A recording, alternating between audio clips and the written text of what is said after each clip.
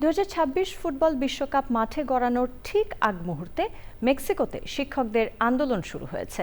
বেতন বৃদ্ধি এবং পেনশন আইন বাতিলের দাবিতে বিক্ষোভ করছেন দেশটির হাজারো শিক্ষক। এমনকি বিশ্বকাপের জন্য তৈরি করা ফুটবলারদের বিশাল আকৃতির ম্যানিকুইনে আগুন ধরিয়ে দিয়েছেন আন্দোলনকারীরা।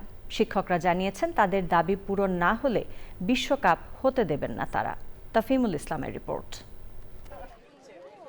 2026 বিশ্বকাপের উদ্বোধনের মাত্র কয়েকদিন বাকি। এরই মধ্যে রণক্ষেত্রে পরিণত হয়েছে মেক্সিকো সিটির ঐতিহাসিক কেন্দ্রস্থল। সিএনটি ইউনিয়নের ব্যানারে আন্দোলন করছে দেশটির শিক্ষকরা। রাজধানীর প্রধান সড়ক অবরুদ্ধ করে রেখেছেন তারা। সরকারি দপ্তরগুলোর আশেপাশের রাস্তা বন্ধ করে দেওয়ায় পুরো শহর জুড়ে সৃষ্টি হয়েছে অচলাবস্থা। মেক্সিকোর সরকারি খাতের পেনশন ব্যবস্থা পরিবর্তনের দাবি জানাচ্ছেন শিক্ষকরা। তাদের দাবি, বর্তমান নিয়মে দীর্ঘ সময় কাজ করতে হচ্ছে, কিন্তু অবসরের পর মিলছে মাত্র নামমাত্র সুবিধা। উচ্চতর মজুরি ও উন্নত কর্মপরিবেশেরও দাবি তাদের।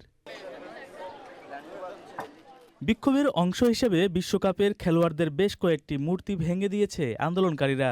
ফুটবলারদের বিশাল সব ম্যানিকুইনও আগুন ধরিয়ে দেন তারা।